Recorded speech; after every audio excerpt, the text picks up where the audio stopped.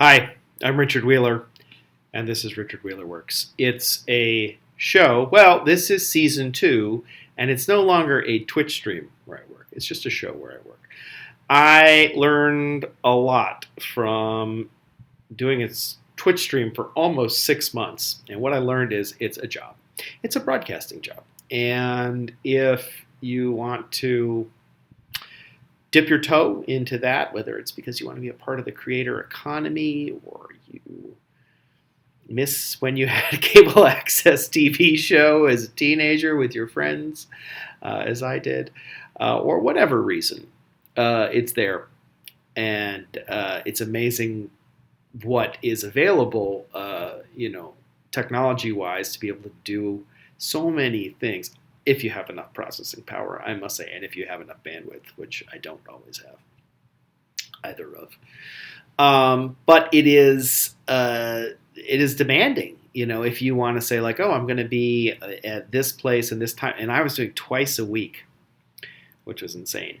And so I thought about saying, oh, maybe I'll do it one time a week or once every other week or once. And I was like, no, it's a 0 or a 1, as many things are in life, or as I would argue, many things are in life. And I'd rather it just be a 0. I don't want to have to, be in a schedule that is conflicting with the work I do that I sometimes get paid for, or friends and family obligations. I mean, there's just a lot of things where this is not, sustainable. And so this is sort of just like a inside baseball, behind the scenes, dans les coulisses type of view of like a long-term creative project, art project, is, what is sustainable. My original idea behind doing this came from a proposal to do a residency with a museum here in Los Angeles, where I was going to edit videos in public and then stream it simultaneously on Twitch. And I think I would do that. Like if it's a short duration thing, it makes a lot of sense. But as a perpetual project, it does not make sense. At least not for me. And I think I would really counsel anyone who's thinking about doing a project like this to do the project management work and do the math and figure out like, okay, well, what does that mean? And take into account all the activities. That was a thing that really tripped me up at the end, is that all the uploading videos and entering the information in YouTube. It doesn't just happen, just so you know. I mean, you have to name it, and the interface is not as easy as it could be. Let's just say that, if anyone actually listens to this. So putting the little banners and the little links to the other things and all that stuff, that takes time.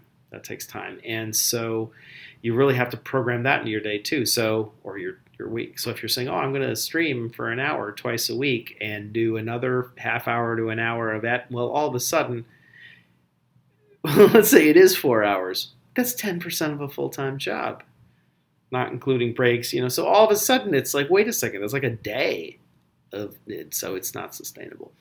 What I am going to do for season 2 is pre-record episodes in bulk, do them, 25 minutes, slam it out. If there are times when I find myself with a moment to do work on the mobile device and stream that way, that will go to Twitch, because then I can collect that later and upload it to YouTube.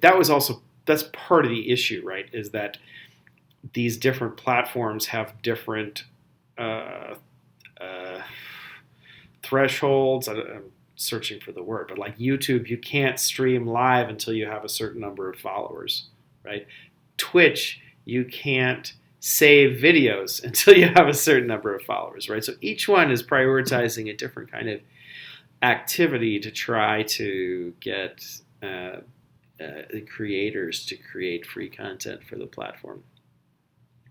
And so you really need to do some homework on that, I think, when you're starting something like this, to understand what's going to be the least amount or the most manageable amount of work for you to support the kind of experience you're trying to provide. What I'm trying to provide, what I was trying to provide in season one, and what I'm going to continue to try to provide in season two, is a view into making sense of the world of military intelligence, intelligence surveillance, and reconnaissance, propaganda, PR, recruiting, inverted disclosures, just stuff that's available on the public internet, on YouTube, on Instagram, on Pinterest, on Twitter, on Reddit, whatever, forums, all of it, and use that to inform the If I Could See What You See open source surveillance pedagogy project, which I have been working on since 2016.